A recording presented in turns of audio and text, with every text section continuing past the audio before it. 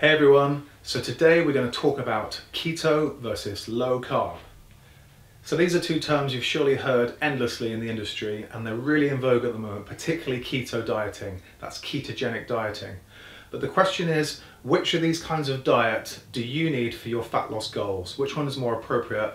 And what the hell is the difference between the two of them? Aren't they just the same thing? I want to hopefully answer that question for you in this video. And the next thing I'm going to do is just look at some of the key components of each of these diets and talk a little bit more about them.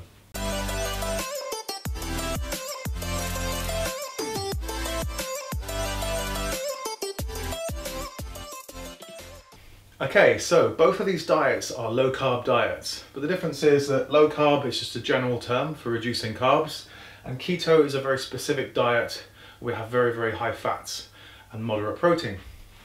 One of the key things to understand about the difference between the two, and this is probably the main difference for you to understand, is that a ketogenic diet has fixed macros. So what I mean by that is the ratios of fats to proteins to carbs within a ketogenic diet in order to elicit a ketogenic state is fixed. So we're looking at roughly 70% fat, about 10% carbohydrate, and about 20% protein. Okay, so it's very high fat, moderate protein. On a low carb diet, you're simply reducing the amount of carbs, whether you decide to have higher fats, higher protein, lower protein. There are endless options of different types of low carb diet, but that's the key thing. So you could be doing a low carb diet and not be doing a ketogenic diet, but you could be doing a keto diet, you're always doing a low carb diet. So a keto diet, number one, most important thing is that the macros are pretty much fixed. You have moderate protein, very low carbs, very high fat. We're talking like 20% protein max, 10% carbs max, 7% fat. The second most important thing about a keto diet is it is a fucking pain in the ass to follow. So don't try and be a keto guy or follow a long keto diet unless you are super committed and don't mind the pain in the ass lifestyle changes. So as you can see, very high amount of fat, and actually the protein isn't that high. There is a reason for this. To be in a true ketogenic diet and elicit a ketogenic state within the body, which is in theory where you rely more on burning fat as an energy source and less on carbohydrates, we actually need to keep the amount of protein down, otherwise we can find the body actually starts using protein as an energy source, actually converts it to glycogen in the body, and that will actually stop us from trying to burn all the fat. So that's why a true ketogenic diet has actually like more of a moderate protein rather than a high protein diet. Now let's look at the macros on your typical low carb diets.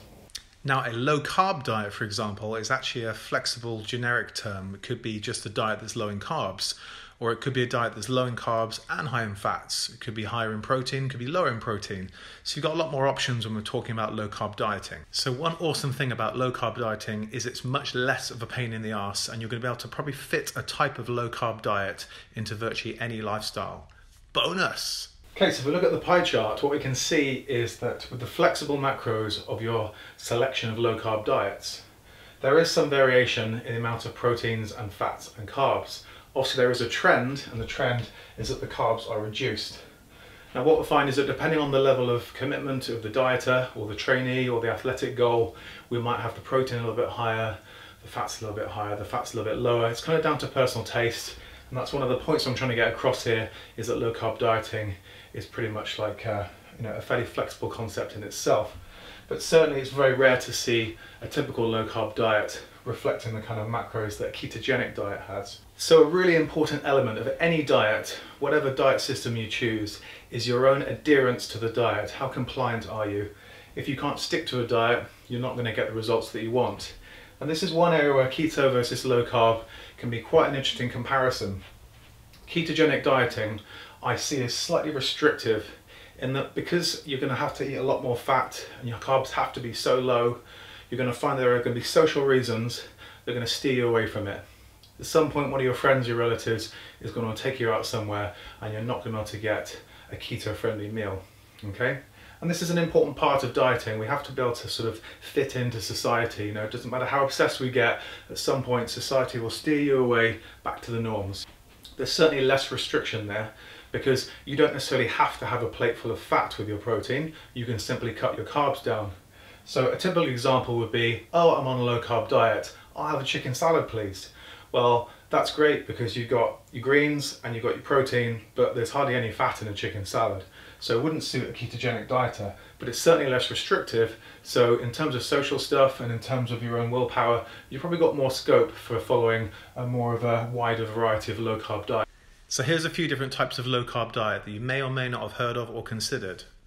Number 1, carbs after your workout only. So the reason behind that one is that basically once you've done some intense training like bodybuilding or weight training, your skeletal muscle has more or greater insulin sensitivity. So if you're not going to have many carbs, in theory, that's the time to eat them. Number 2, carb backloading.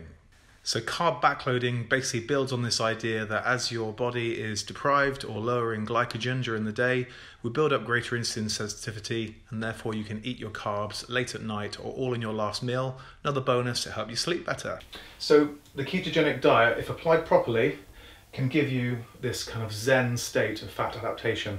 And with this state of fat adaptation comes this idea of mental clarity, improved mood, better focus, better sleep patterns, and in some studies have actually shown that even cardiovascular endurance can be improved or at least maintained in a fat adapted ketogenic state. If we look at low carb dieting, what tends to happen is that most trainees will enter a ketogenic state, which can just take some up to 5 to 7 days, and then there'll be like a refeed or a high carb day after maybe 7 days. Most people follow a weekly pattern. So I'd refer to this as actually carb cycling.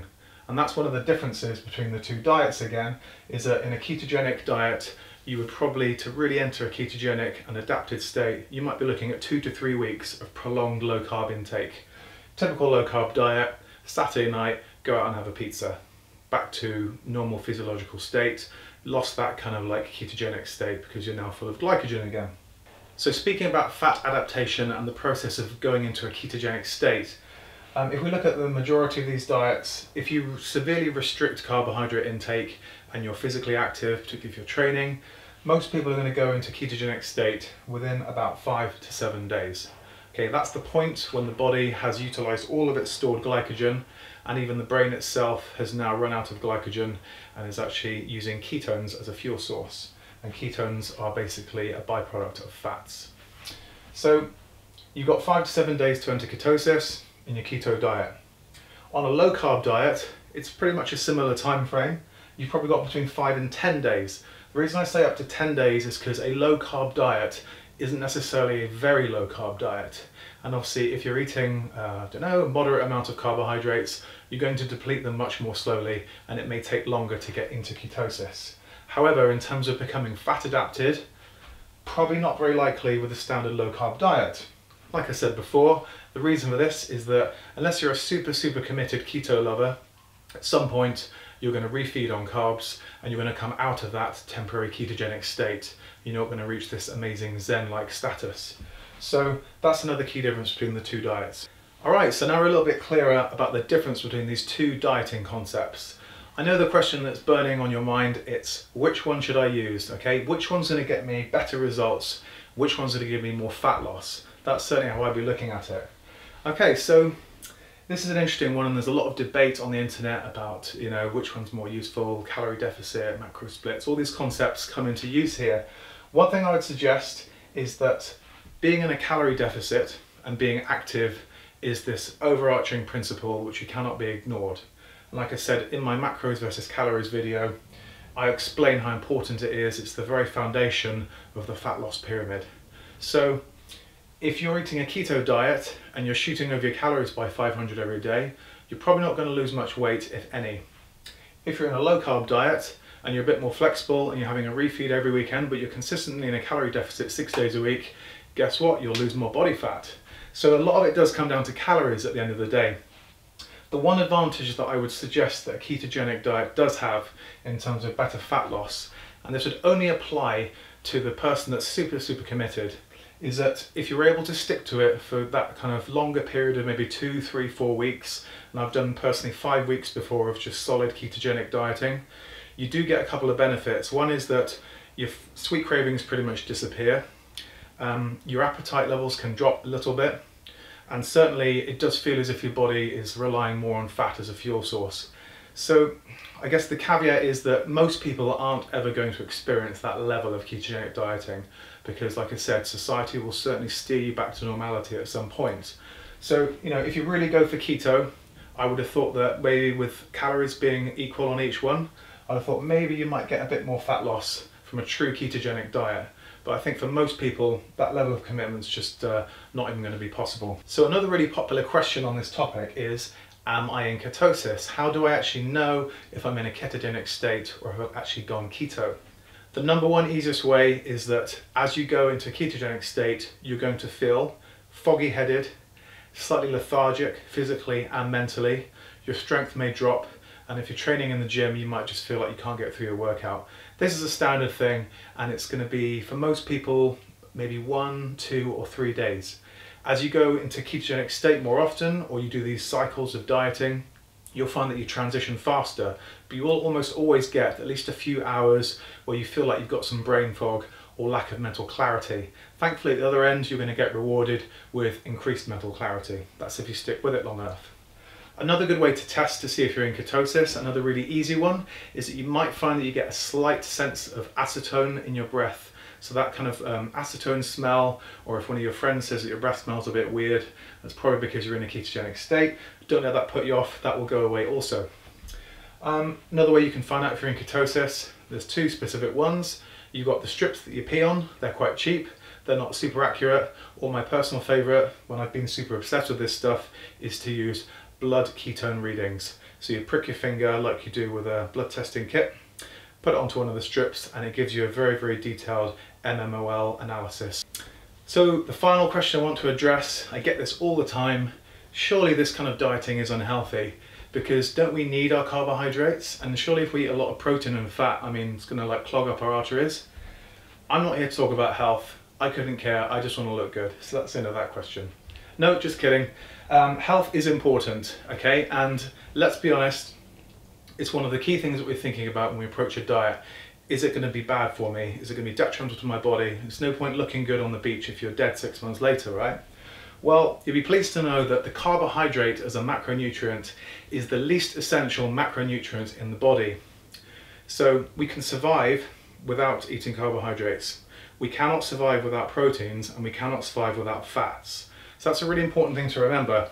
There are certain cultures and tribes around the world that for centuries have been eating much more of a high fat and protein based diet with almost no access to carbohydrates. And before the modern invention of like wheat farming, you know, we generally ate much lower carbohydrates. So also a ketogenic diet can be applied to certain medical applications as well. So I would say that yes, it's healthy, no big scares for you to worry about. People talk about kidney stones and that kind of thing. I think these things are like genetically predisposed. If you're going to get kidney stones, you're probably going to get them anyway, regardless of whether you eat a higher protein diet. If it is a concern though, choose the keto diet because you'll have a little bit less protein consumption in that one. All good to go, it's healthy. I think we've cleared up the difference between keto and low carb dieting, and hopefully you've now got an understanding of the main differences and which one might be best for your fat loss goals. Now, we haven't covered food types. That's going to be a separate video. So if you check back soon, I'm going to go over my favourite foods for low carb dieting, a few of the different fat sources and some protein sources. So if you like this video, don't forget to hit subscribe to my channel and get all my regular content. And if you don't follow me on my other platforms, find me on Instagram and on Facebook. Happy fat loss!